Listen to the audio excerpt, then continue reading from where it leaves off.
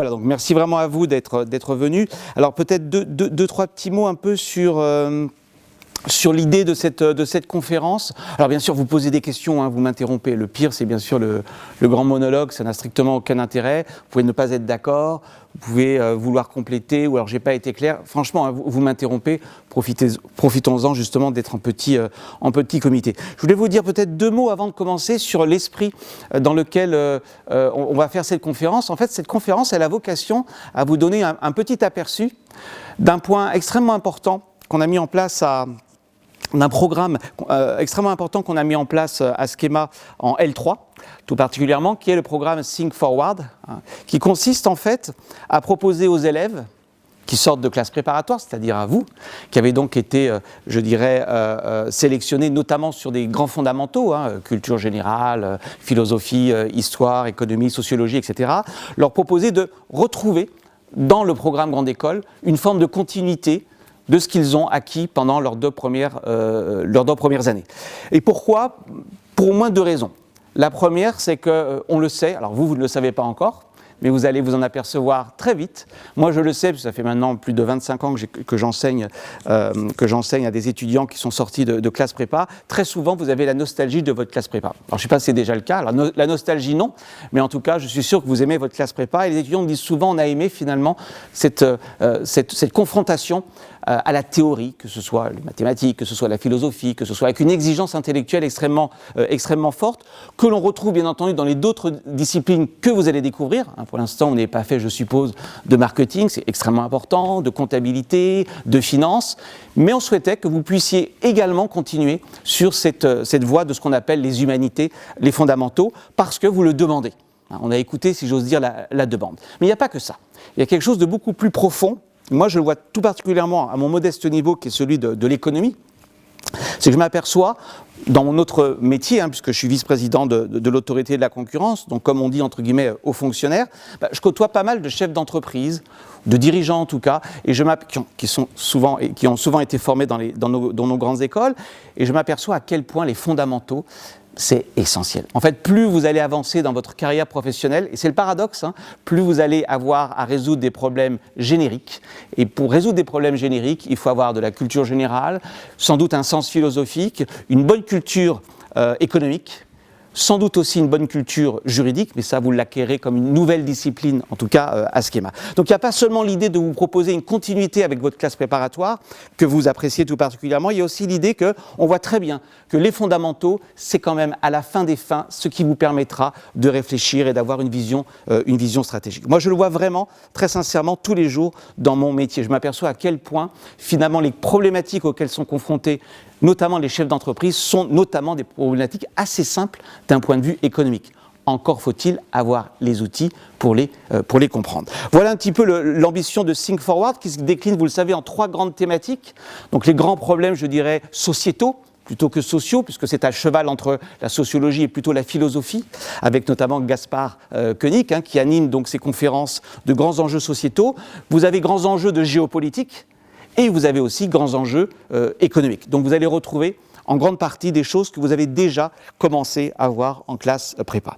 Alors pour ce qui est de l'économie, on a un programme qui est assez ambitieux à Schema, puisque vous avez 30 heures d'amphi. 30 heures, c'est beaucoup, 15 heures au S1 avec moi, et puis 15 heures au S2, toujours avec moi, donc 30 heures au global, vraiment avec l'idée d'une thématique unique, on ne papillonne pas, on ne fait pas l'économie en 30 heures, car pour vous, l'économie, c'est quelque chose que vous connaissez, mais n'oubliez pas que vous allez être rejoint par des étudiants qui sont passés par la filière, entre guillemets, scientifique, et qui, du coup, pour lesquels l'économie va être une découverte. Donc, on ne papillonne pas, on a pris une thématique qui correspond à notre ADN, un des éléments de notre ADN qui est l'innovation.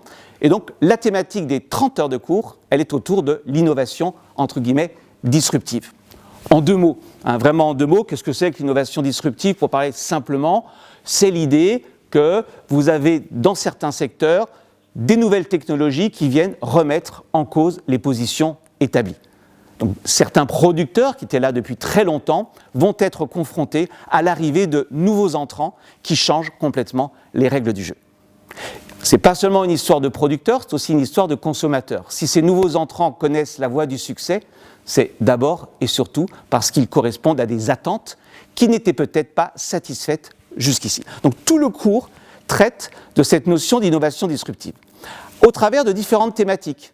Il y a une séance sur un vieux modèle disruptif, qui n'a pas toujours bonne presse d'ailleurs, hein. Il ne s'agit absolument pas dans le cours d'en faire l'apologie, mais il existe, le low cost. Hein, vous le savez, le low cost, il a gagné la bataille. On peut être pour, on peut être contre. Dans le transport aérien, 50% des vols en Europe, à l'intérieur de l'Europe, se font avec des opérateurs low cost. Comment ces opérateurs sortis de nulle part, qui n'existaient pas il y a 30 ans, ont réussi à conquérir une part de marché aussi forte. Donc on aura une séance sur ce sujet-là, et puis ensuite on va aller très très vite sur, bien sûr, vous l'aurez compris, la disruption, entre guillemets, numérique, pour montrer justement que la notion de numérique ne veut pas dire grand-chose.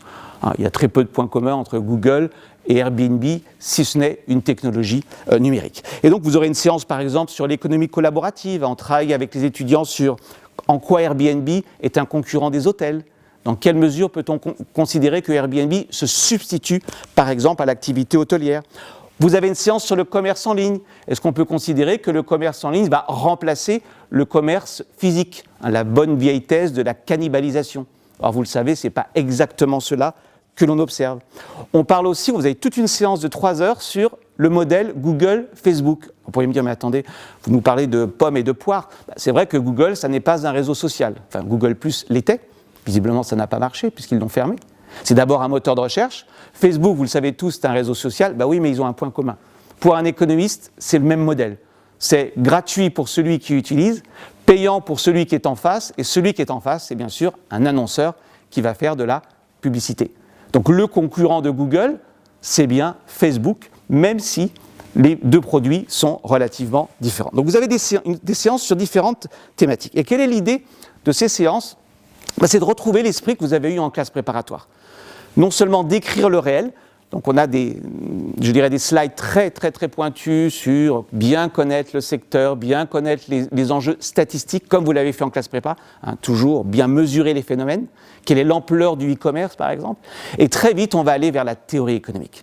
En fait, j'exagère un petit peu en disant cela, mais le numérique, la disruption, c'est presque, j'exagère un peu, un prétexte pour faire de l'économie, pour retrouver des grands fondamentaux économiques de manière un petit peu ludique. Donc le but du cours, c'est pas seulement d'écrire le réel, c'est de le faire parler. Et vous le savez mieux que quiconque, hein, l'économie, c'est bien une science sociale qui a des outils, des auteurs, des instruments, des méthodologies, et qui va essayer de faire parler le réel.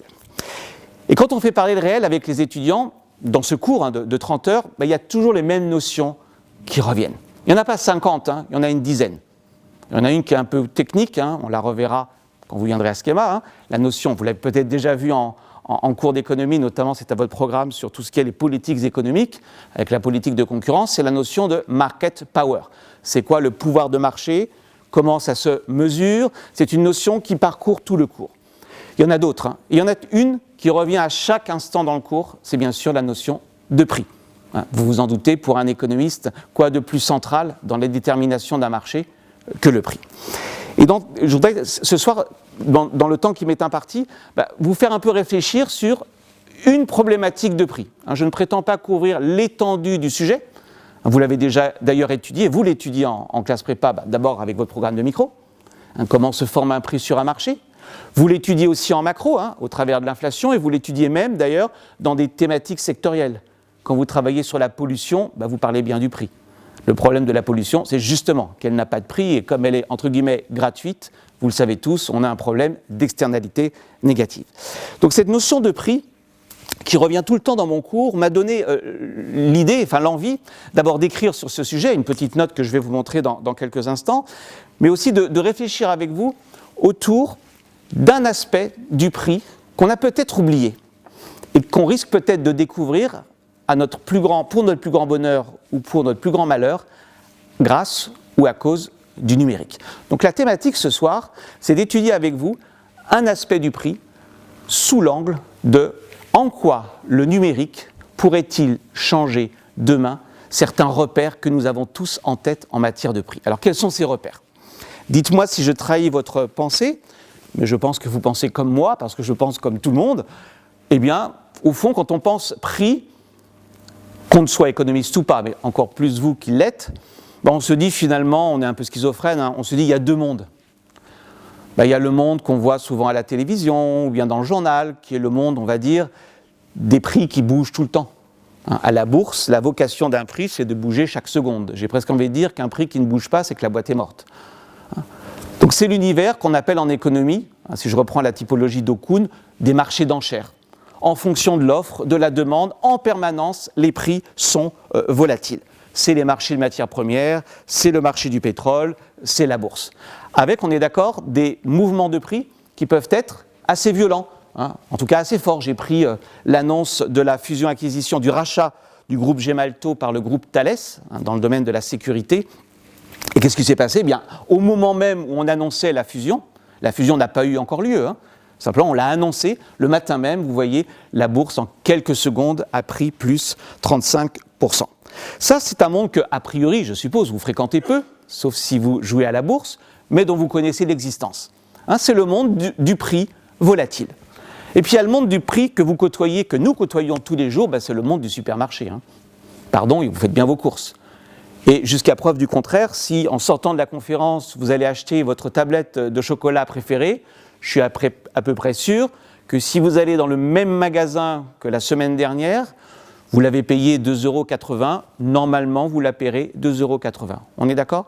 Vous êtes plutôt dans un univers qu'on appelle en économie un univers de marché de clientèle. Vous vous rappelez la distinction d'Okun, marché de clientèle, les prix sont visqueux.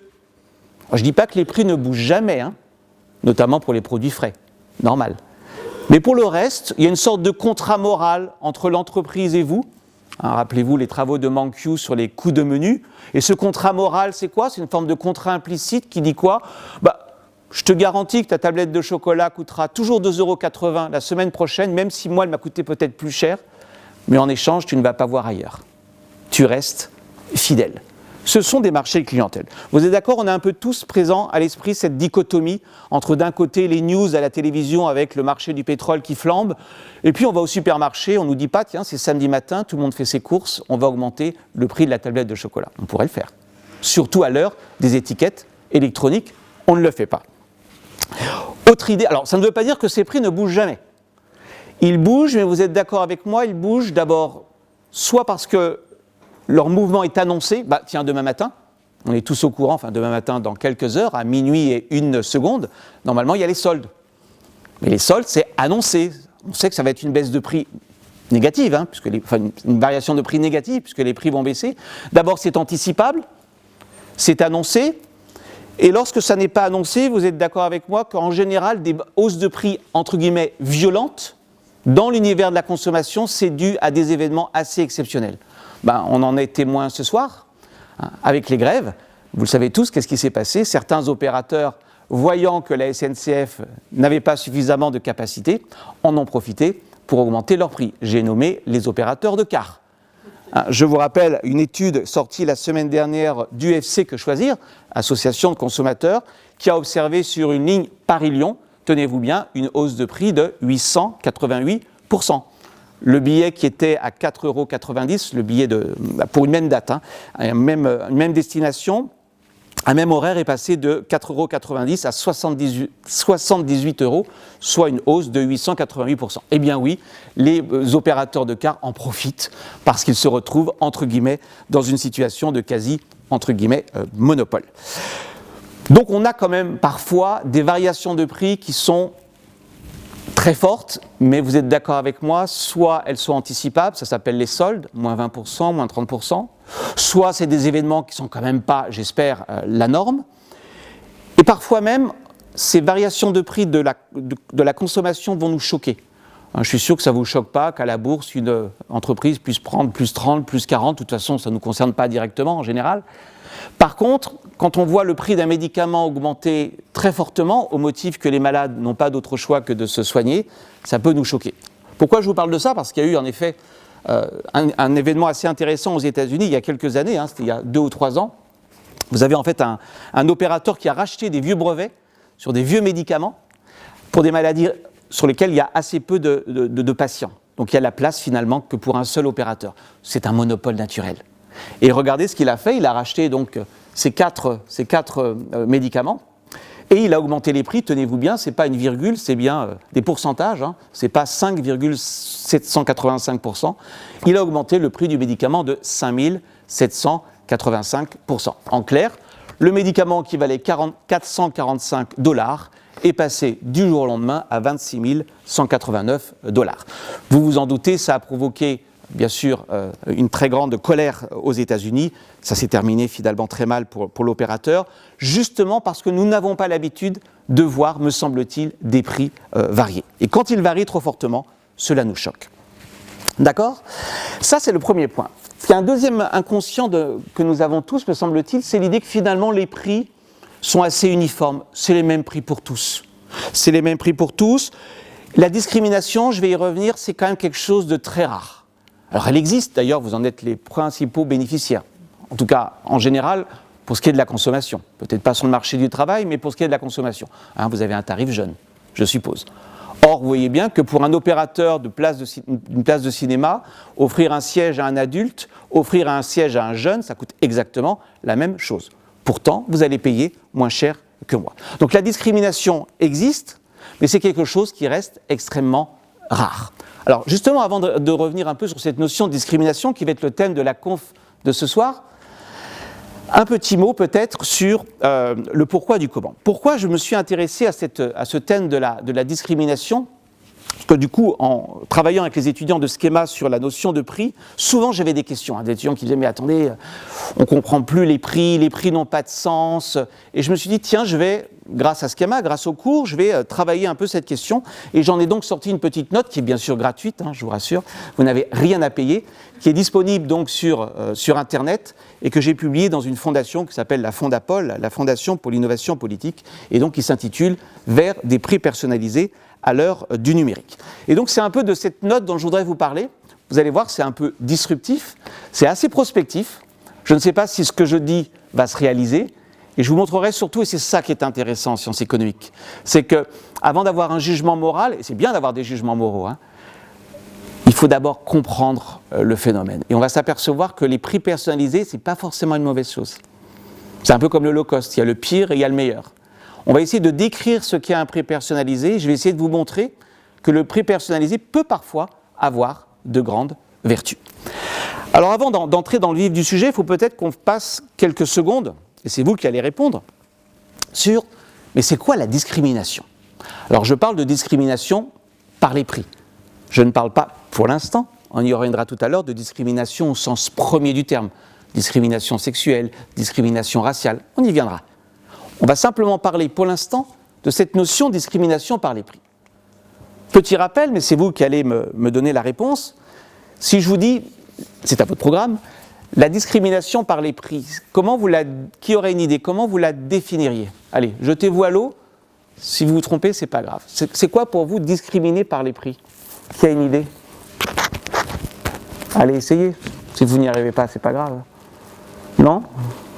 Oui. On propose des prix différents à différentes personnes, à différentes entités, alors que ça coûte la même chose. Très bien. Bon, vous avez donné toute la définition. Parce que souvent, on me dit, les prix discriminatoires, c'est je propose des prix différents pour le même produit. Ben non, c'est pas forcément discriminatoire. Si un café me coûte 2 fois plus cher à produire en haut du Mont Blanc qu'en bas du Mont Blanc, il est normal que je le vende 2 fois plus cher en haut du Mont Blanc, toutes choses égales par ailleurs, qu'en bas du Mont Blanc. Donc la vraie définition, vous avez raison, c'est quoi ? La discrimination, c'est je fixe des prix différents pour un même produit, bien sûr, mais qui a le même coût de production. Exemple que vous connaissez tous, la discrimination dans les salles de cinéma. Ça coûte exactement la même chose qu'un adulte s'assoit sur un siège ou qu'un adolescent s'assoit sur un siège. Pourtant, il paiera le billet moins cher.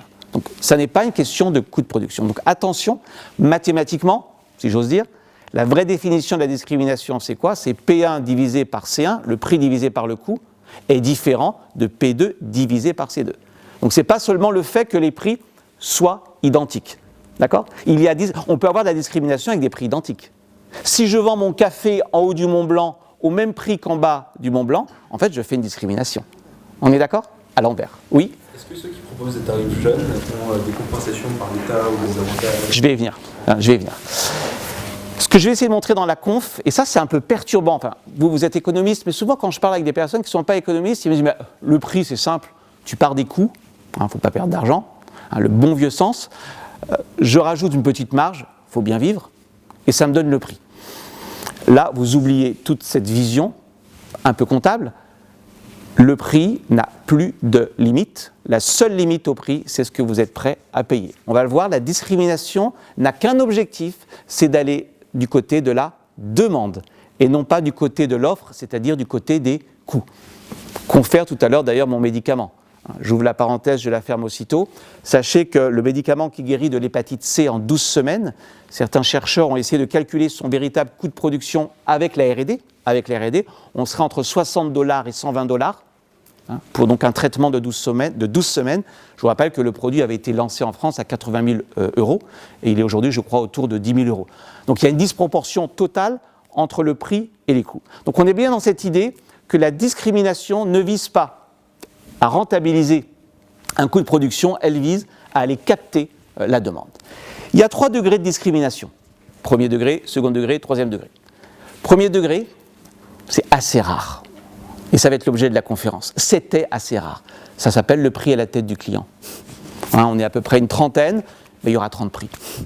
Pour la même tablette de chocolat. C'est très très rare. Pour l'instant, la discrimination du premier degré, vous la voyez dans des cas très très occasionnel. Par exemple, quand vous achetez un appartement, vous allez négocier un prix. 2 personnes qui ont acheté exactement le même appartement, imaginez un immeuble neuf. Peut-être que l'un aura payé 10 000 € de moins parce qu'il a été bon, il a négocié. Vous achetez une voiture, la même voiture, une personne l'aura payé un tout petit peu moins cher parce qu'il a eu un talent pour négocier. Bref, le prix à la tête du client, c'est quand même quelque chose de très très rare. Pourquoi ? Parce que ça prend du temps. Vous imaginez si vous alliez au Monoprix et qu'il n'y avait pas les prix dans le magasin, vous arrivez à la caisse, puis vous allez négocier sur chaque produit, vous passeriez la journée à négocier les prix. D'abord, il y a un coût de transaction, et ça serait extrêmement compliqué. Bref, ça c'est la discrimination du premier degré. Second degré, je laisse de côté, ça s'appelle les packages. La discrimination que vous connaissez un petit peu, c'est celle de l'ancien monde, et on va commencer par ça. C'est la discrimination du troisième degré. Qu'est-ce que je fais ? Je fais des groupes, les jeunes, les adultes, les personnes âgées, souvent c'est l'âge. Je peux faire aussi des groupes par sexe, c'est déjà plus douteux. Les garçons, les filles. Boîte de nuit, gratuit pour les filles, payant pour les garçons. Je ne suis pas sûr que ça soit complètement légal. D'accord ? Et on va le voir dans un instant, je peux faire aussi de la discrimination selon les pays. Je vais pratiquer des prix différents selon les lieux dans lesquels vous résidez. Ça, c'est une discrimination qu'on appelle du troisième degré. Je fais des grands groupes. Eh bien, ce que je voudrais vous montrer ce soir, c'est qu'avec le numérique, qu'est-ce qui va se passer ? On est en train peut-être d'évoluer d'une discrimination que je vais appeler à la papa, un peu grossière, âge, éventuellement sexe, à une discrimination beaucoup plus subtile parce qu'elle va toucher aux caractéristiques des individus. Commençons d'abord par une première discrimination que vous connaissez déjà puisqu'elle existe. Elle existe dans le monde, d'avant. C'est la discrimination dans l'espace. Deux personnes qui ne sont pas localisées exactement au même endroit ne vont pas forcément payer le même prix. Alors elle existait dans le monde d'avant. Je vais prendre un exemple très simple. En Europe, 28 pays, eh bien vous le savez peut-être, avant Internet, il y avait déjà des prix très différents selon les pays pour le même produit. Alors vous allez dire, mais monsieur, on a compris, c'est le coût de transport. Ben non, parce que si c'était le coût de transport, le produit devrait valoir plus cher à l'étranger que sur mon marché domestique. Si je fabrique le produit chez moi, logiquement, mon coût de transport, il n'y en a pas. Par contre, quand je l'exporte dans un autre pays d'Europe, je devrais le vendre plus cher. Or, ce n'est pas ce qu'on observait. Par exemple, dans l'automobile, on observait qu'en général, les prix étaient plus élevés dans le pays qui produisait les voitures. En clair, les Renault et les Peugeot, puisque les Français consomment à 60% des voitures de marque française, les voitures Peugeot et Renault étaient plus chères en France qu'à l'étranger. Donc ça, c'était observé depuis les années 60, quelque chose d'assez classique. Que faisaient en réalité les constructeurs automobiles ? Ils faisaient de la discrimination par les prix. Pourquoi ? Parce que les Français aimant les voitures françaises, quand on aime quelque chose, paradoxalement, en économie, on vous la fait payer plus cher. Et donc, que se passait-il dans ce monde d'avant ? Eh bien, on avait des prix de voitures qui n'étaient pas les mêmes non seulement parce que les fiscalités étaient différentes, mais tout simplement parce qu'il y avait de la discrimination du troisième degré.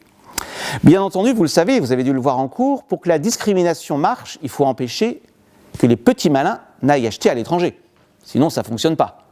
Si tout le monde peut aller acheter en Hollande des voitures moins chères qu'en France, ce n'est pas la peine de discriminer. Dans le monde d'avant, on pouvait facilement discriminer. Pourquoi ? D'abord, il y a un coût de transaction. Il faut prendre un billet de train, vous ne parlez peut-être pas hollandais, pas très bien anglais, il faut trouver le vendeur, il faut contracter avec lui. Tout ça limitait l'incitation à faire des arbitrages, premièrement. Deuxièmement, dans le monde d'avant, les producteurs empêchaient les arbitrages. Il y a eu des sanctions très célèbres de la Commission européenne, puisque vous le savez, l'Europe c'est un grand marché, visant des producteurs qui empêchaient des Français d'aller acheter leur voiture en Hollande, ou des Italiens, ou des Allemands, d'aller acheter leur Passat en Italie. Il est interdit d'interdire. En Europe, si vous avez envie d'aller acheter votre voiture en Grèce, libre à vous de le faire. Ça, c'était le monde d'avant. Et on pourrait se dire quoi ? On pourrait se dire, à l'heure d'Internet, tout ça va disparaître. Parce qu'au fond, Internet, quelle est la grande différence intellectuellement entre Internet et le monde physique ? Je n'ai pas besoin d'aller en Hollande pour commander une voiture. Je n'ai pas besoin d'aller en Grèce pour commander un écran plasma, un écran télé. Je clique sur ma souris, sur un site grec, et donc les prix vont devenir absolument uniformes. Soit tous les prix vont s'uniformiser, soit s'il y en a un qui s'amuse à mettre des prix différents dans un pays, qui ont la même monnaie, si on prend la zone euro, alors qu'est-ce qui va se passer aussitôt ? L'arbitrage va jouer. On est d'accord ? Donc je me suis dit, tiens, au fait, est-ce qu'à l'heure d'Internet, la vieille discrimination à papa, je mets des prix différents selon les pays en Europe, est-ce qu'elle est amenée à disparaître ? Alors on pourrait le penser, d'abord parce que la concurrence est à un clic de souris, il suffit de cliquer sur le bouton achat en Grèce, mais aussi parce qu'on a ce qu'on appelle un effet Amazon. Alors ça c'est important, le slide que je vous ai mis, parce que ça vous montre aussi comment on travaille à Schema. Chaque fois qu'on lance un concept, une notion, on va, avec les étudiants, regarder l'article de recherche qui est derrière. Vous avez un auteur extrêmement important, qui est plutôt un macroéconomiste d'ailleurs, qui s'appelle Cavallo, qui a énoncé cet effet, qui a mesuré cet effet, qui a d'ailleurs une conséquence importante sur l'inflation aux États-Unis, qu'il appelle l'effet Amazon. Et c'est quoi l'effet Amazon ? Il vous dit, dès qu'Amazon est présente sur un produit aux États-Unis, tout le monde s'aligne sur le prix de ce produit aux États-Unis, y compris Walmart. En clair, si Amazon a décrété que le prix, je dis n'importe quoi, de l'appareil photo X, c'est $250, alors dans tous les magasins offline ou online aux États-Unis, vous serez à peu près à 250 €. Car tout le monde a peur de quoi ? Justement, du clic de souris. Pourquoi tu me vends $251, quelque chose qui coûte $250 et en plus je suis livré, entre guillemets, gratuitement en moins de 24 heures ? Eh bien, cet effet d'Amazon pourrait nous laisser croire que justement, en Europe, la discrimination par les prix va diminuer. Or, ce n'est pas ce qu'on voit. Ce que montrent les études empiriques, c'est que, alors même que les Européens sont très friands d'Internet, et les Français, vous le savez, on est assez bons en termes de taux d'équipement, en termes d'achat sur Internet, on est les troisièmes, après les Anglais et les Allemands, eh bien, en dépit du développement d'Internet, vous achetez à côté de chez vous. Amusez-vous à regarder votre comportement d'achat sur Internet. Vous achetez à côté de chez vous. C'est quand même paradoxal. Vous pourriez acheter sur Amazon.Grèce et vous achetez sur Amazon.fr. Vous avez ce qu'on appelle un effet frontière. Là aussi, je pourrais passer 3 heures, je vais passer 30 secondes. L'effet frontière, en économie, c'est un concept, mais fondamental, qui a été mis en évidence dans la théorie du commerce international, qui montre que dès qu'il y a une frontière, physique ou pas, le commerce s'effondre. Vous savez, c'est les célèbres études sur le Canada et les États-Unis.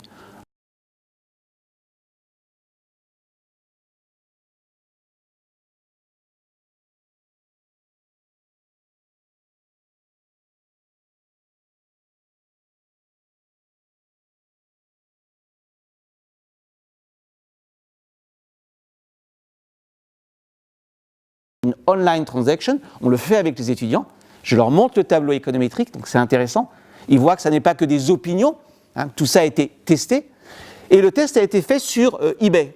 eBay, qui est plutôt, vous le savez, une marketplace C2C, Il y a aussi du B2C, mais c'est plutôt des particuliers qui revendent à des particuliers.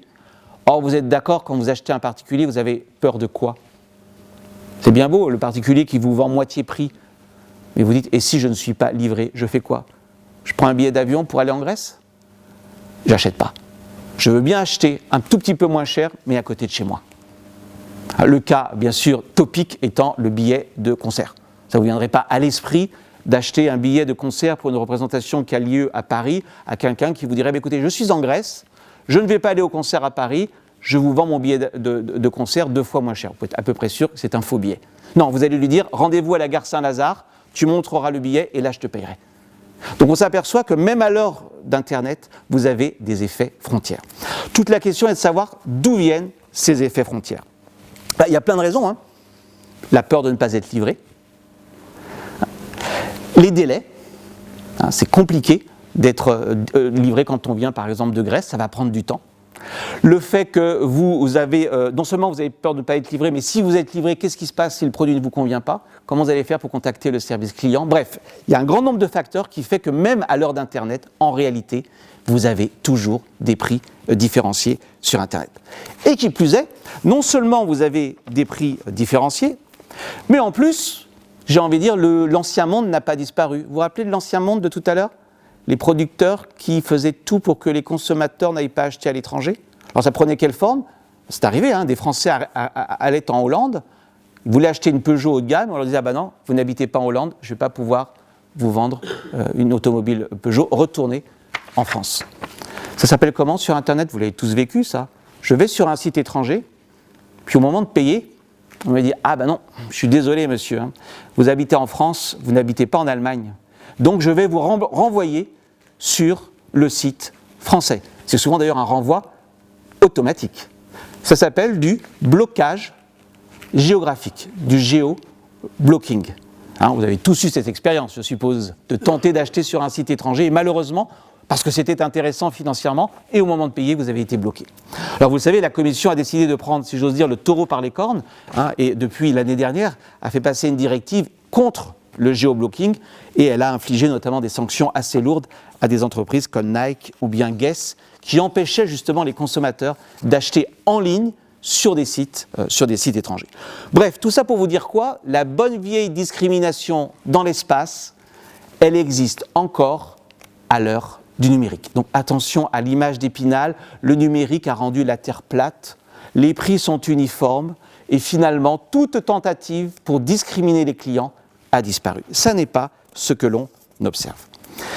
Venons-en à une deuxième forme de discrimination que vous connaissez aussi, parce qu'elle est très développée dans l'aérien, c'est la discrimination dans le temps. Vieux concept, vous connaissez tous les billets d'avion. Qu'est-ce qui se passe pour un billet d'avion? Plus j'attends, ne rêvez pas, hein, la stratégie j'attends le dernier moment, l'avion ne sera pas plein, donc on va baisser le billet, ça relève plus du fantasme. Regardez ce que montrent les études économétriques. Les entreprises appliquent ce qu'elles appellent le yield, c'est une vieille notion, hein, le yield management. En clair, le prix d'un billet d'avion dépend de l'écart entre votre date de réservation et la date de départ. Donc mécaniquement, plus vous attendez, plus le prix va avoir tendance, en probabilité, à augmenter. Regardez cette étude, elle a été faite sur plusieurs milliers de vols de Ryanair, donc ça aussi on le fait avec les étudiants, on leur dit attention, avant d'avoir des opinions, c'est bien d'avoir des opinions, regardez s'il n'y a pas un scientifique qui a essayé de tester tout ça. Ah mais monsieur, moi un jour j'ai acheté un billet un peu moins cher, bien sûr qu'il arrive qu'il y ait des accidents, hein. Mais statistiquement, la messe est dite, hein. Vous avez vu ça? C'est un graphique sur Ryanair, la tarification d'un vol de Ryanair, vous avez 4 courbes qui correspondent à 4 vols, à 4 horaires différents. Qu'est-ce que vous remarquez? C'est pas la peine d'attendre. Hein. Plus vous attendez, plus il se passe quoi? Vous avez en abscisse le nombre de jours avant le décollage. Hein. C'est le nombre de jours, hein. Jours de réservation en avance. Et vous avez le prix en euros en ordonnée. Qu'est-ce que vous remarquez? On pourrait presque dire que ça n'est pas une courbe, c'est 2 segments de droite. Vous avez une droite horizontale, hein, jusqu'à N-15, N-10, ça ne bouge pas. Ça va être entre 20 et 30 euros. Et ensuite, ça devient un segment de droite quasiment vertical. Celui qui réserve la veille va payer 7 fois, 8 fois, 9 fois le prix. C'est en fait lui qui va rentabiliser le vol. D'accord? Donc ça, c'est un vieux vieille notion. Je vous rappelle que le yield a été lancé par les compagnies aériennes dans les années 70. Et donc la question que je me suis posée, là aussi parce qu'on en discutait avec les étudiants dans le cours, c'était de se dire, mais au fond, qu'est-ce qui s'est passé avec le numérique? Est-ce que le numérique, ça a changé quelque chose? Et si ça a changé quelque chose, est-ce que ça a changé quelque chose plutôt entre guillemets en bien ou plutôt entre guillemets en mal? Eh bien, il me semble que pour l'aérien, avant le numérique, quand on était informé, on savait que le prix augmentait, on s'en doutait, on l'avait expérimenté à ses détriments, mais on était incapable de savoir comment allait évoluer le prix.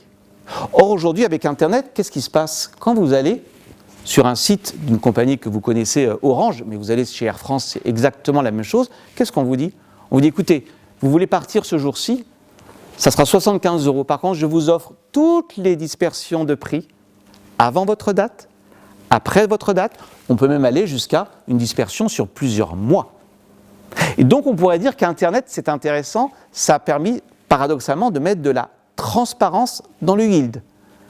Je sais que le prix monte, je sais que les prix ne sont pas les mêmes selon les jours de départ. Avant, je le savais. Aujourd'hui, je peux le mesurer. Et je peux d'autant plus le mesurer que je peux utiliser un comparateur de prix. Si le comparateur de prix n'est pas biaisé, alors je peux tirer parti de cette dynamique des prix. Donc, premier élément, ça serait plutôt positif, hein. Le numérique a permis, en réalité, de mieux se rendre compte du fonctionnement des prix. Puisque la loi est simple. D'ailleurs, je crois que EasyJet, pour ne pas la nommer, communiquait dans ses publicités là-dessus, en disant la règle est simple, plus tu attends, plus tu payes cher. D'accord? Autre caractéristique du numérique, il a répandu cette technologie qui était essentiellement réservée à deux secteurs, l'aérien et l'hôtellerie. C'était grosso modo, c'est-à-dire des industries de coûts fixes. Cette technique du yield, vous le savez, a tendance à se répandre dans d'autres activités. Vous en connaissez une très connue, qui est bien sûr Uber, les applications de plateforme. Là aussi, on pourrait dire qu'Uber, c'est relativement transparent. Pourquoi? On vous met le multiple. On vous met, si vous prenez Uber maintenant, ça sera x2, ça sera x3, ça sera x4. D'accord? Car Uber, vous le savez, fait du yield, alors pas du yield de la même manière que le transport aérien, elle fait du yield tout simplement en fonction de l'offre et de la demande. Regardez ce graphique, alors on ne le voit pas très bien, c'est la petite courbe en rouge. Vous avez en abscisse les horaires, entre 20h et 1h du matin, et en ordonnée, vous avez le taux d'augmentation du prix, je crois, par rapport au prix normal. Et vous avez donc une sortie d'un concert, c'était la sortie d'un concert d'Ariana Grande, hein, et donc le concert doit se terminer vers 23h. Et qu'est-ce que vous remarquez? À 23h, tout le monde appuie sur son application Uber, et si tout le monde appuie sur son application Uber, c'est de la bonne vieille micro, la demande augmente. Certes, si la demande augmente, l'offre va augmenter, car des chauffeurs Uber vont décider de rentrer sur le marché, mais comme la croissance de la demande est plus grande que la croissance de l'offre, le prix augmentera. Donc on pourrait se réjouir en se disant mais finalement c'est chouette avec Internet, on a toujours du yield, mais au moins on connaît la règle du jeu. Et d'ailleurs on vous le dit, hein, x2, x3, x4. Attendez que la demande soit moins présente et le prix retombera. Est-ce que c'est si simple que ça? C'est vrai que pour Uber, pour les compagnies aériennes, l'idée de la transparence, ça fonctionne assez bien. Par contre, on s'est aperçu, des chercheurs, les graphiques que je vous montre sont tirés d'articles d'économistes qui ont donc fait des tests.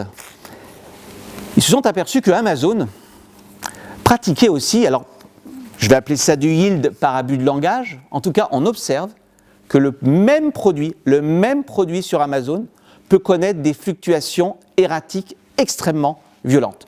Je prends une image, un peu comme si dans le supermarché, la tablette de chocolat à 2,80 €, le matin elle est à 2,20 €, et puis le samedi, comme tout le monde va au supermarché, je la mets à 3,20 €. Regardez, c'est le prix d'une machine à café Krups Nespresso, avec un modèle très précis, et vous avez, avec des relevés de prix instantanés, donc en continu, l'évolution du prix de la machine à café Nespresso sur plusieurs années, c'est la même machine, hein. Et vous ne le voyez peut-être pas, c'est le graphe qui est en jaune. On est sur des variations de prix, mais extrêmement fortes, puisque vous avez un min qui doit être autour de 100 € et vous avez un max qui doit être pas loin de 150 €. On parle de fluctuations de prix de presque 50%. D'accord? On l'observe, on le constate, on se doute qu'il doit bien y avoir une relation avec l'offre et la demande. Si tout le monde demande des cafetières, d'espresso, Krups au même moment, sans doute cela fait monter le prix, mais en tout cas on est incapable de s'expliquer pourquoi le prix fluctue. Autre exemple très célèbre, que je reprends d'un rapport qui avait été remis au président des États-Unis, à l'époque c'était Obama, on va revenir sur ce célèbre rapport qui a lancé un peu le sujet en 2015, c'était le prix d'une poupée, la même poupée, le même modèle. Et qu'est-ce que vous remarquez? On peut avoir des variations de prix à nouveau qui oscillent. Et vous voyez, ce n'est pas des variations de prix continues. Ce n'est pas une fonction croissante. Ce n'est pas une fonction décroissante comme on l'observe pour les téléviseurs. Un téléviseur, vous le lancez très cher, et puis vous connaissez tous l'obsolescence programmée. Dès qu'une nouvelle génération arrive, il baisse. Non, là, ce que l'on voit, c'est des mouvements de prix extrêmement erratiques. Et on n'arrive pas à se les expliquer. Et du coup, la question que je me suis posée, vous voyez, c'est vraiment un raisonnement de fil en aiguille, je me suis dit, mais si, et les chercheurs nous disent, on ne sait pas les expliquer. On se doute qu'il doit y avoir des histoires d'offres et de demandes, peut-être l'effet Noël. À Noël, tout le monde a envie d'acheter une poupée pour les enfants, et donc le prix de la poupée augmente. Oui, mais comment expliquer qu'à l'intérieur d'une même journée, vous pouvez avoir du moins 20%, du moins 30%. Et du coup, je me suis dit, mais peut-être qu'en réalité, dans l'algorithme d'Amazon, je n'en aurai jamais la preuve, peut-être que dans l'algorithme d'Amazon, il n'y a pas que de l'offre et que de la demande, il y a peut-être d'autres variables. Des variables peut-être un petit peu plus personnelles. Parce que le chercheur qui a fait cette étude, il s'est bien sûr connecté d'un ordinateur. Un ordinateur, il a une adresse IP. Peut-être qu'une autre personne qui se serait connectée sur un autre ordinateur avec une autre adresse IP n'aurait pas eu le même profil de prix. Et vous voyez, c'est en raisonnant comme ça, de fil en aiguille, que je me suis dit, mais finalement, j'étais assez rassuré au départ en faisant mon étude. Je me dis, bah, finalement, Internet, bilan, ça ne va pas changer grand-chose dans l'espace. Les prix ne sont pas les mêmes en Europe. Amusez-vous à regarder, le prix de la télé n'est pas le même en Grèce, mais vous n'achèterez pas en Grèce, parce que vous avez peur de ne pas être livré, vous avez peur des délais, etc. Donc je me dis, finalement, Internet n'a pas rendu la Terre plus plate, rien de nouveau dans ce bas monde. Et puis la discrimination dans l'espace, je me suis dit, dans le temps, je me suis dit, bah, finalement, c'est plutôt chouette, parce que grâce à Internet, au moins maintenant, je peux savoir de combien le prix va augmenter, puisqu'on me le dit. Il reste 2 places à ce prix-là, dépêchez-vous. Ou bien, si vous voyagez demain, alors vous aurez un tarif moins élevé. Et puis, en potassant un peu, en lisant les articles de chercheurs, c'est un sujet récent qui date de 2015-2016, ça a tout au plus 4 ans, je me suis dit, mais finalement, peut-être qu'en réalité, derrière cette loi fameuse de l'offre et de la demande, on ne nous dit pas tout. Parce que la demande, c'est quoi? C'est vous et moi, mais c'est quoi la demande? C'est vos caractéristiques personnelles, votre âge, votre sexe, votre niveau de revenu, votre couleur de peau. Et donc, j'ai poursuivi ma réflexion et je me suis dit, mais est-ce qu'il ne faut pas aller plus loin que la fameuse discrimination du 3e degré? Vous êtes d'accord avec moi? Ce dont je viens de vous parler, ça ressemble beaucoup à la discrimination du 3e degré. Les prix dans l'espace, je fais des groupes, il y a les Français, les Grecs, les Hollandais, et je mets 3 prix différents.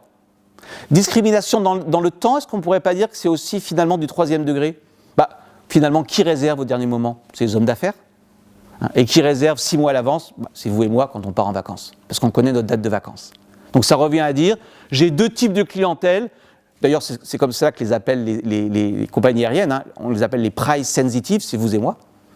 Je vais te vendre un billet à 20 € non échangeable, non remboursable, mais il faut l'acheter 6 mois à l'avance.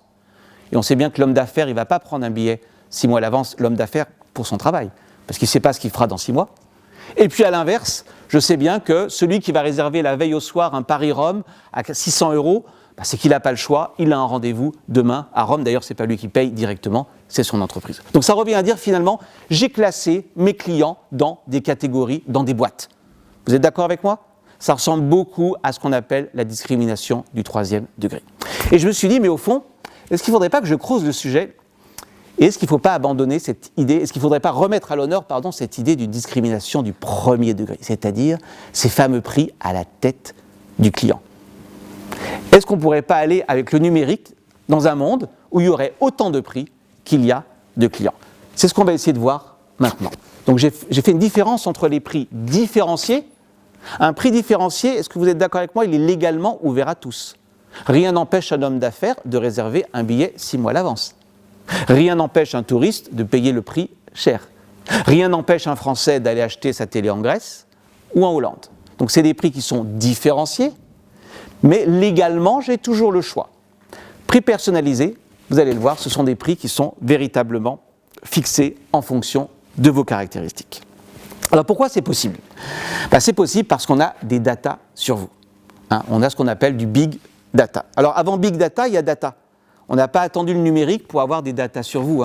Les data, les entreprises les ont depuis longtemps. Les banques, elles connaissent parfaitement ce que vous dépensez et ce que vous gagnez. C'est même une de leurs fonctions essentielles. Donc on pourrait dire qu'une banque connaît assez bien votre train de vie. Elle connaît vos revenus. On pourrait dire que les opérateurs téléphoniques ont aussi de la data sur vous. Ils savent où vous vous déplacez. Or, ils peuvent en inférer vos goûts. Si vous vous déplacez tous les soirs près d'un terrain de tennis, c'est qu'a priori, vous aimez le tennis. Et puis, vous avez dans les supermarchés les fameuses cartes de fidélité qui permettent, grâce au scannage de vos produits, de savoir exactement ce que vous achetez. Et d'ailleurs, vous savez, c'est merveilleux. Dès qu'on paye, on reçoit souvent des coupons. Et comme par hasard, c'est des coupons sur des produits que nous n'avons pas achetés. Donc, la data, ça existait déjà. C'était quand même assez frustre. Et ça concernait essentiellement l'historique de votre comportement. Où tu t'es déplacé hier, qu'est-ce que tu as acheté hier ? Là, on change de registre avec le numérique. On va dans le big data. Alors le big data, ça va être quoi ? Potentiellement, je ne sais pas si vous arrivez à lire, c'est peut-être pas trop petit, c'est potentiellement tout ce que vous faites sur Internet. D'abord, avec quel type d'ordinateur vous êtes connecté. On s'est aperçu que les clients qui ont des Apple, en général, sont en moyenne plus riches que ceux qui ont des PC. Donc quel type d'ordinateur ? Quel type de système d'exploitation ? Quel moteur de recherche ? Où êtes-vous localisé lorsque vous vous connectez ? Quels sont vos mouvements ? Quel est votre temps de connexion ? Quelqu'un qui se connecte 4 fois sur Paris-Rome dans la journée, ça veut dire qu'il veut aller à Rome. Quelqu'un qui met Paris-Cracovie et qui met ensuite Paris-Barcelone, c'est un étudiant qui a envie de se balader en Europe. Donc votre temps de connexion sur un site. Je peux regarder aussi le nombre de connexions, le nombre de sites visités. Quelqu'un qui est plutôt un, entre guillemets, radin malin, va aller d'abord sur des comparateurs de prix. Il va laisser les fenêtres ouvertes. Il va comparer les produits. Je peux aussi, bien entendu, vous l'avez compris, regarder le contenu de vos échanges. Facebook, c'est merveilleux. En tout cas pour Facebook, c'est un univers logué. C'est quand même vous qui avez décidé de donner votre nom, votre prénom et votre adresse. Donc a priori, les informations que vous donnez ont peu de chances d'être, entre guillemets, fausses. Sans doute, vous avez pris un surnom. Il n'en demeure pas moins que c'est bien vos photos que vous avez publiées, et les photos que vous avez publiées montrent que vous adorez le vélo. Donc si vous parlez tout le temps de vélo sur Facebook, je vais peut-être vous pusher plutôt des publicités de vélo. Bref, je peux connaître à peu près tout de vos échanges et de vos achats historiques passés, ça c'est sur Amazon. Et qu'est-ce que je vais faire avec ce big data ? Avec ce big data, je peux d'abord faire de la publicité personnalisée. Je passe, on fait une séance d'ailleurs avec les étudiants là-dessus, 3 heures, sur le modèle Google Facebook, qui est un modèle de publicité, de recettes publicitaires. Je vous rappelle que 98% des recettes de Facebook, c'est de la pub.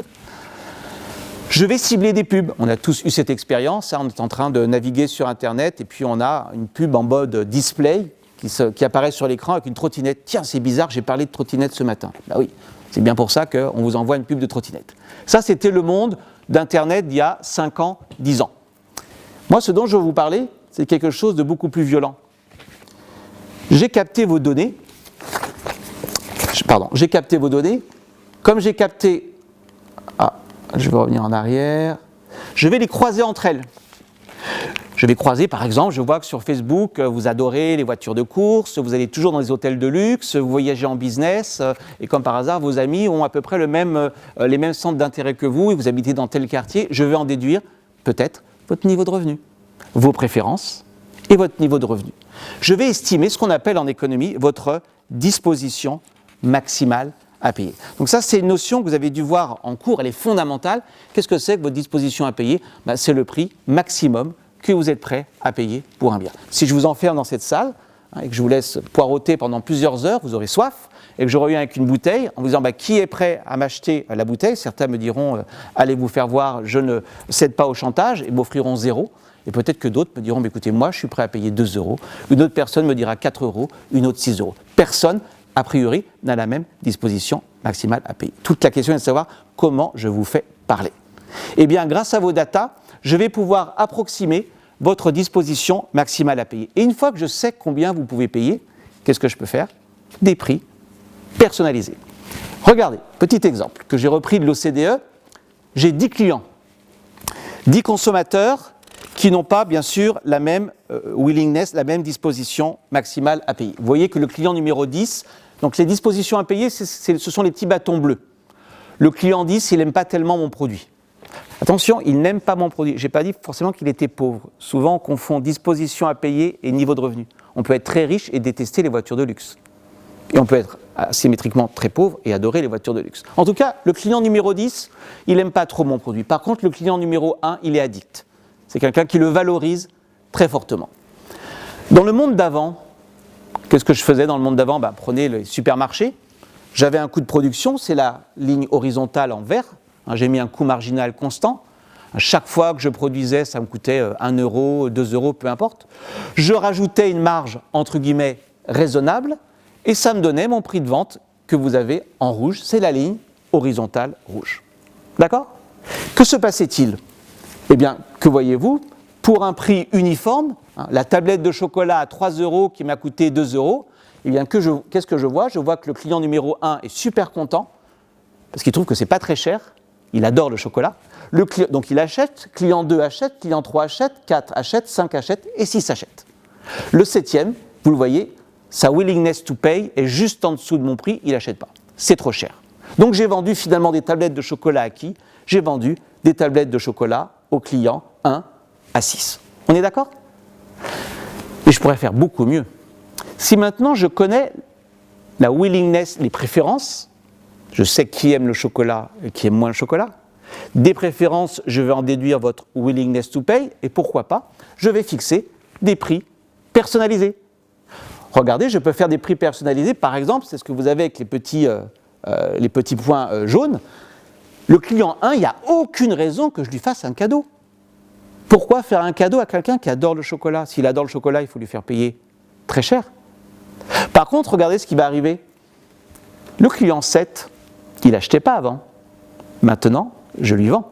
Je lui vends, et pourquoi je lui vends non pas par philanthropie ? Parce que même si mon prix est plus faible qu'auparavant, il reste supérieur à mon coût de production. On est d'accord ? Bref, c'est quand même assez rare en économie. J'ai gagné 2 fois. J'ai gagné sur le prix et sur la quantité. Je vous rappelle, en économie, quand on monte un prix, la quantité baisse. Quand je baisse un prix, la quantité monte. Là, j'ai vendu plus cher à ceux qui adoraient mon produit et j'ai vendu moins cher à ceux qui aimaient moins mon produit. En clair, j'ai élargi la taille du marché. J'ai l'effet prix et j'ai l'effet quantité. Oui ? J'ai juste une question. Est-ce qu'on ne peut pas frauder par ce système ? Puisque vous parlez de référence. Donc si on prend l'exemple de l'adressité, donc je suis un grand passionné de voitures de sport, mais si je me connecte avec le compte de quelqu'un qui n'est pas du tout addict, est-ce qu'il y a moyen de frauder ce système ? Ouais, exact. On va en parler dans quelques secondes. C'est bien un des risques. Mais est-ce qu'on est d'accord sur le principe ? Alors je ne vous fais pas un exemple mathématique, on le fait avec les étudiants en cours, et c'est vrai que c'est assez bluffant de le voir avec des chiffres. On arrive parfois à des hausses de profit de 60-70%. Ça s'appelle en économie, vous l'avez peut-être déjà vu en cours, de la discrimination du premier degré. Je vais en réalité capter tout le surplus des consommateurs. Je vais faire payer à chacun ce qu'il était prêt à payer. Alors est-ce que dans la vraie vie, ça pourrait marcher ? Il y a des auteurs qui ont essayé de faire des tests, notamment sur un opérateur que vous connaissez tous, Netflix. Vous le savez peut-être, Netflix, je ne sais pas si vous avez fait l'expérience, quand on se connecte, on est souvent bluffé, sans vouloir faire de la publicité par Netflix, par la capacité à nous faire des recommandations. En fait, nous sommes classés en 2000 profils. Il y a 2000 profils de clients chez Netflix.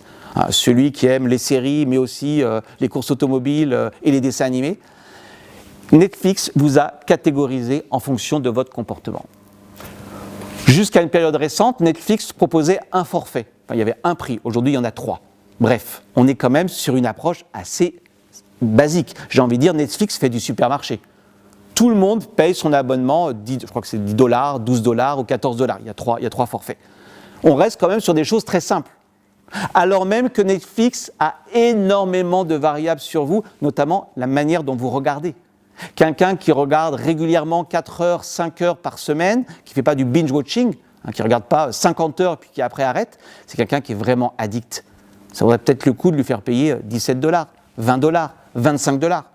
Et puis à l'inverse, je m'aperçois qu'une personne qui s'est connectée une fois et qui finalement est partie, j'aurais peut-être pu la garder en lui proposant un prix de $3. Alors il y a un auteur qui a fait sa thèse là-dessus. Il a regardé ce qui se passerait d'abord si Netflix proposait des prix en fonction des variables simplement démographiques. L'âge. C'est quand même assez simple, l'âge. Hein. À minima, on connaît votre âge. C'est ce que vous avez. Donc le prix uniforme, c'est le petit segment, vous voyez, en pointillé. À l'époque, ça devait être autour de $10. Si on utilise des variables démographiques, vous voyez déjà, on passe à combien de prix ? 1, 2, 3, 4, 5, au moins 6 prix. Hein, c'est les petits bâtons bleus. Netflix, rien qu'avec la démographie, devrait proposer au moins 6 prix. Mais pas pour vous faire plaisir, je vais y venir, pour augmenter son profit. En clair, je ne fais pas payer assez cher les addicts. Et ceux qui n'aiment pas trop Netflix, ils partent. Donc plutôt que les perdre, est-ce qu'il ne vaut pas mieux leur dire, écoute, si $9 c'est trop cher, $6. Mais je vais revenir bien sûr à votre point. Et regardez la seconde simulation. Il a regardé, qu'est-ce qui se passerait si Netflix utilisait, vous voyez, all variables used in tailoring price. Elle utilisait toutes les variables qu'elle a. Et vous avez vu la distribution, on arrive à peu près une quinzaine de prix. 15 prix, mais pour faire quoi ? Pour faire augmenter les profits. Alors il calcule que si Netflix utilisait cette méthodologie, elle augmenterait ses profits de l'ordre de 15%. Pas son chiffre d'affaires, son profit. D'autres études ont été faites, des simulations sur iTunes de Apple. Si Apple faisait des prix personnalisés sur iTunes, elle augmenterait, tenez-vous bien, ses profits, selon la simulation, de 50 à 66%. On parle de choses explosives. Vous avez une étude très intéressante qui, cette fois-ci, a été mise en œuvre par l'entreprise. C'est une entreprise américaine de recrutement de personnel. Elle pratiquait des forfaits aux entreprises qui payaient chaque mois un abonnement pour pouvoir se voir envoyer des annonces. Elle a fait appel à ces chercheurs qui lui ont dit « mais il ne faut surtout pas faire un abonnement, il faut faire un prix, entre guillemets, à la tête du client ». Elle a mis en œuvre ces recommandations, les profits, accrochez-vous, ont augmenté de 84%. C'est normal, puisque vous faites payer plus cher à ceux qui aiment le produit et vous allez partir à la conquête de ceux qui ne consommaient pas votre produit. Bref, on a envie d'arriver à quelle conclusion ? Il faut se ruer vers les prix personnalisés. Pour les entreprises, c'est le nirvana. C'est, je dirais, l'ultime structure de marché. Ah, c'est mieux que le monopole. Hein. Mieux que le monopole, il y a le monopole qui discrimine ses clients au premier degré. Et je me suis dit, on va regarder, est-ce qu'ils le font ? Finalement, à part cette entreprise de petites annonces d'embauche, Netflix ne le fait pas. Apple, on a beau lui expliquer que 50 à 66% de profit en plus, elle ne le fait pas. Il y a donc eu des études empiriques pour essayer d'expliquer mais pourquoi les entreprises ne le font pas. Vous voyez le paradoxe ? Elles en meurent d'envie. Elles ont toutes les datas sur vous, elles en ont même trop. Il y a trop de data. On sait à peu près, à epsilon près, combien vous gagnez. On peut l'inférer assez facilement de votre comportement. Et pourtant, on ne le fait pas. Il y a une étude en France de la DGCCRF, de la répression des fraudes et de la CNIL, une étude conjointe qui est sur Internet, pour savoir est-ce qu'on faisait de l'IP tracking. Est-ce qu'en fonction de votre adresse IP, justement, on allait adapter le prix.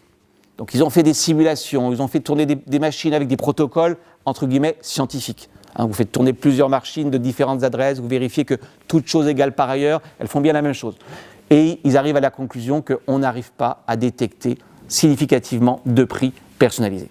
Alors vous allez me dire, finalement, vous avez fait venir un jour de grève qui plus est pour nous annoncer que tout ça, c'est de la théorie économique, c'est du fantasme. Pas complètement. Alors d'abord, pourquoi les entreprises ont peur ? Vous avez donné un élément de la réponse. Il y a au moins 2 réponses. Il y en a plusieurs, mais il y en a au moins 2. La première réponse, c'est qu'en effet, vous allez commencer à ne plus être fidèle. Vous vous souvenez de l'introduction ? Vous êtes sur des marchés de clientèle. Je suis sûr que ce soir, vous rentrez, vous allez au supermarché qui est à côté de chez vous. Vous n'allez pas vous dire, je vais aller vérifier que la farine est bien à 2 €, puis je vais aller chez le voisin qui est à 500 mètres, vérifier si elle n'est pas à 1,90 €. Vous allez toujours dans le même magasin. Vous êtes fidèle. Là, vous allez vous mettre à comparer. Vous allez créer des faux profils.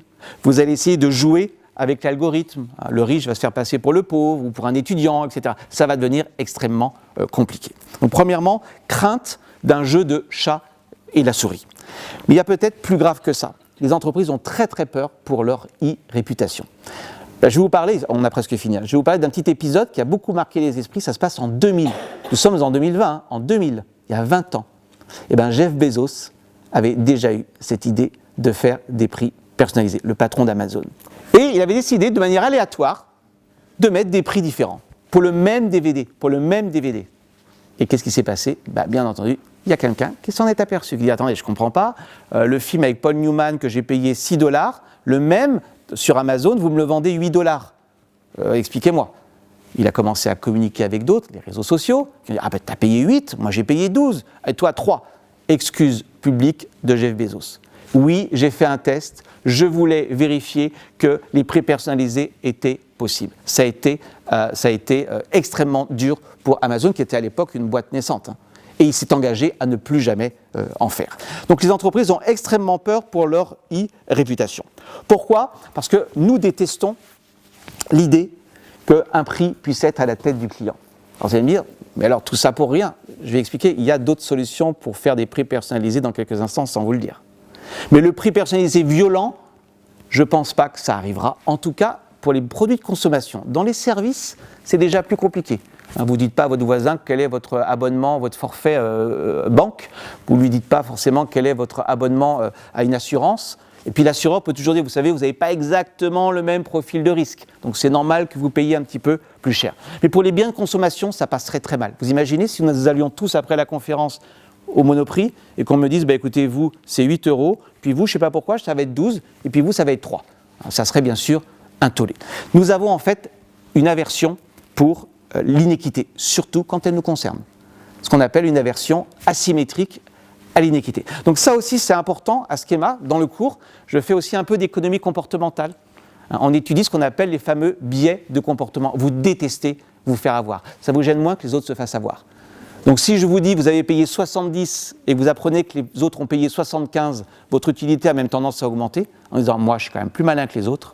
Par contre si vous avez payé 70 et vous pensez que c'est un bon prix et que vous apprenez que les autres ont payé 69, là vous en voulez à l'entreprise. Donc il y a ce fameux biais, une aversion asymétrique pour l'inéquité. Il y a aussi le biais d'ancrage, très important.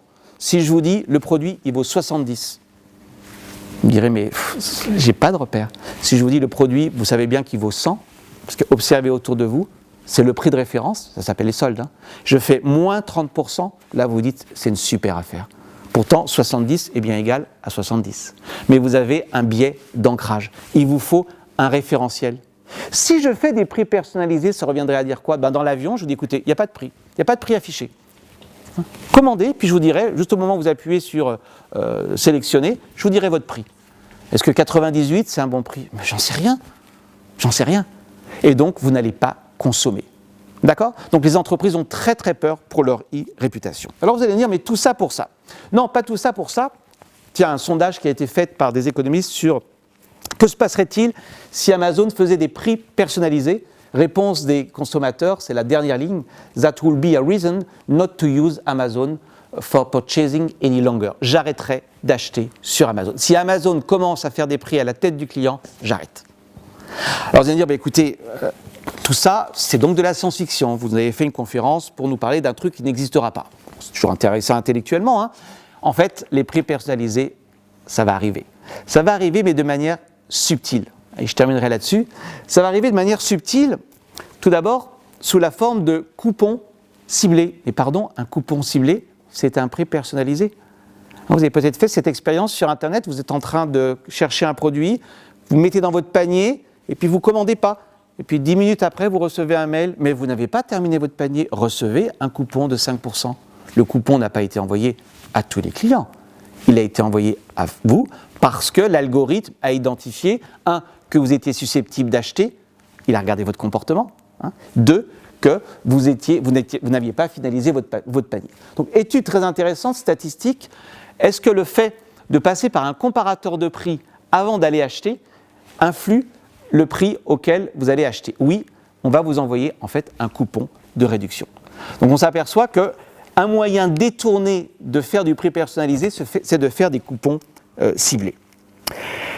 Alors ça peut aller très loin les coupons ciblés. Aux États-Unis, une étude a montré que quand on s'approche d'un magasin Walmart et qu'on est un client de Walmart et que ce magasin est concurrencé juste en face par un concurrent, vous allez recevoir un coupon ciblé pour vous inciter à aller plutôt chez Walmart plutôt que chez le concurrent.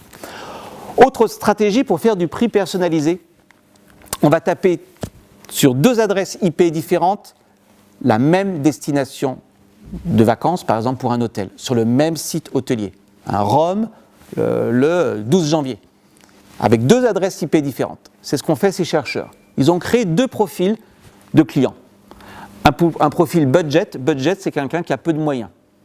Ils ont fait vivre son profil avec Facebook, donc c'est quelqu'un qui avait peu de moyens, qui allait plutôt dans des petits hôtels, pas très chers, etc.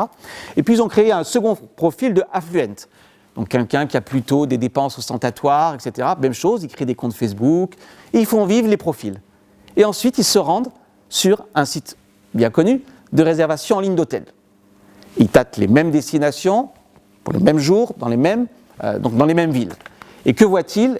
Ils voient qu'en réalité, la manière de présenter les résultats, ce qu'on appelle du price steering, n'est pas la même. En clair, ceux qui ont plutôt des revenus plus élevés, je ne vais pas leur montrer sur la première page les mêmes types d'hôtels. Vous le voyez, ça marche assez bien pour Londres. Regardez Londres, c'est les petits segments qui sont en noir. Au milieu, la boule, c'est le prix moyen.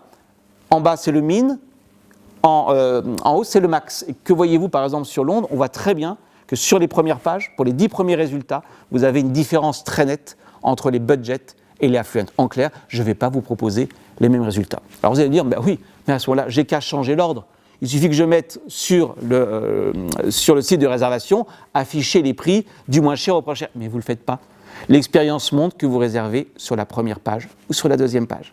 Donc une manière de faire du prix différencié, c'est en réalité de ne pas proposer tout à fait les mêmes produits. On peut aller même plus loin, on peut faire du versionning.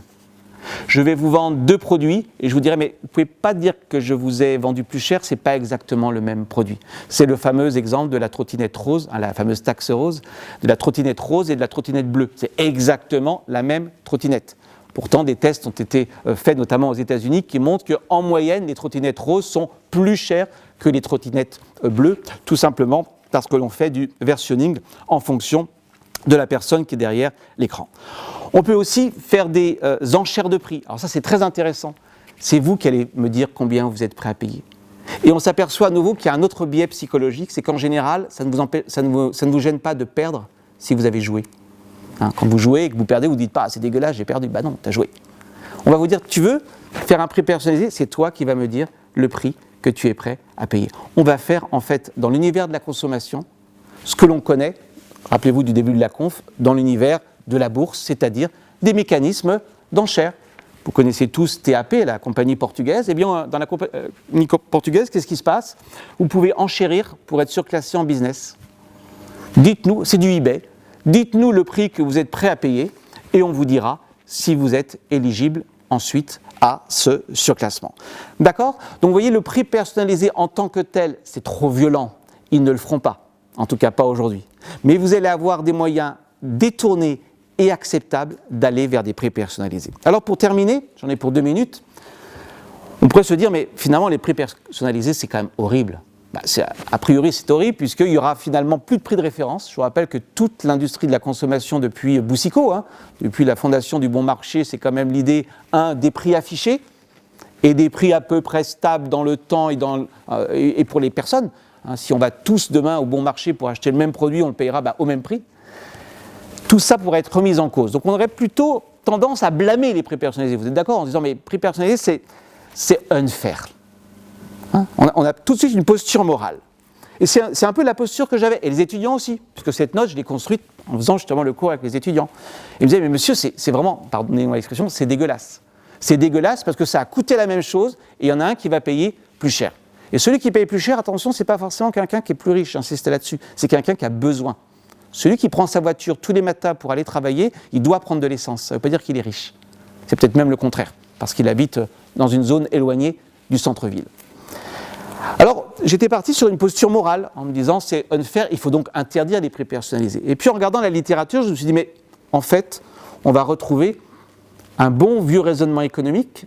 Si vous revenez à la théorie économique du début du XXe siècle, Arthur Cécile Pigou, quand il parle de la discrimination du premier degré, il dit la discrimination du premier degré, c'est quand même pas mal. Pourquoi c'est pas mal ? Parce que n'oubliez pas, ça permet certes de faire payer cher à ceux qui peuvent payer cher, qui ne sont pas toujours des gens riches, mais ça permet aussi d'élargir le marché. Il y a des personnes qui ne consommaient pas, et grâce à la discrimination, le prix personnalisé, ne le voyez pas forcément comme des hausses de prix, ça peut être aussi des baisses de prix. Et donc il y a un rapport très intéressant qui a été remis en 2015 et qui a lancé un peu le sujet, qui a été remis au président Obama, hein, vous l'avez sur Internet, hein, d'ailleurs vous avez le petit logo de la Maison Blanche, Big Data and Differential Pricing. Et c'est un peu le rapport qui a lancé le sujet. 2015, hein, et regardez la conclusion, une des conclusions du rapport, eh bien on retrouve la bonne vieille théorie économique. Que vous dit ce rapport? Ben finalement, c'est peut-être pas si mal que ça, la discrimination, parce que ça fait certes payer plus cher à ceux qui peuvent payer plus cher, qui sont parfois pas forcément des gens riches, mais ça permet surtout de donner accès au marché à ceux qui n'y avaient pas accès. Donc vous voyez, c'est intéressant le raisonnement économique, ça évite peut-être tout de suite d'aller vers un jugement qu'on a tous, c'est normal, hein, un jugement trop moral qui est uniquement un jugement guidé, je dirais, par des considérations de justice. On pourrait dire que le prix personnalisé peut participer parfois à de la justice sociale. Mais alors, est-ce qu'il n'y a aucun sujet en matière de prix personnalisé? Et ça sera le mot de la fin. Ben, en réalité, et c'est là que ça fait vraiment peur, la question qui se pose, c'est très bien. Nous sommes 30 dans la salle, il y aura donc 30 prix. Mais l'algorithme, quand il a fixé le prix, il a utilisé quoi comme critère? Est-ce qu'il a utilisé les revenus? Après tout, les revenus, c'est bien ce qu'on fait, hein. Une personne qui est au RSA, une personne qui est au chômage, elle a droit à un tarif préférentiel, et ça choque personne, heureusement. Il y a l'idée qu'il est moins riche, il est normal qu'il paye moins cher. Si c'est l'âge, allez, finalement, on peut l'accepter aussi. Pourquoi, hein, l'argument, je vous rappelle qu'il y a eu des contentieux, hein, de personnes adultes qui se sont plaintes de payer plus cher que les jeunes. On paye quand même plus cher que vous. Argument du juge, ben, vous avez été jeune. Donc moi aussi, j'ai profité de la discrimination dont vous profitez. Mais quid d'une discrimination qui serait fondée sur des facteurs peut-être plus tendancieux, le sexe. Hein, je vous rappelle, ça peut vous paraître anecdotique, qu'un assureur bien connu en France a dû retirer sa police d'assurance. Elle proposait une police d'assurance moins chère pour les femmes que pour les hommes. Et c'était fondé sur une étude statistique juste, puisque les femmes, vous le savez, ont moins d'accidents de voiture, et quand elles ont des accidents, ils sont moins graves. Il y a eu un recours d'un consommateur belge devant la Cour de justice qui a dit « mais je suis désolé, je n'y peux rien d'être un homme. Donc je suis discriminé par mon sexe. A priori, je ne peux rien d'être un homme. » Et donc la Cour de justice a demandé à l'assureur de retirer sa police. Donc la discrimination sur le sexe, c'est quand même quelque chose de très très discutable. Vous imaginez une discrimination qui se ferait sur des facteurs, par exemple, de couleur de peau. Alors vous allez dire, monsieur, vous fantasmez. En quoi la couleur de peau serait liée au fait que le prix soit plus élevé? Pour l'instant, on n'a pas d'études empiriques sur le numérique. On a par contre des études empiriques sur le marché physique, notamment aux États-Unis sur la vente de voitures qui est systématiquement plus chère pour des personnes de couleur. Par contre, on a des études empiriques, et on l'a fait avec les étudiants et ça les a passionnés. C'est une étude faite par 3 auteurs d'Harvard, donc c'est un test économétrique. Donc vous voyez, on fait ça en cours, alors je montre le tableau, on essaie d'expliquer les variables sur les comportements en matière de réservation sur un site bien connu, Airbnb pour ne pas le nommer. Bien, on s'aperçoit que, alors c'est pas de la discrimination par les prix, c'est la discrimination tout court. Bien, si vous êtes une personne de couleur, vous avez moins de chances qu'on accepte votre demande de réservation, c'est statistiquement significatif.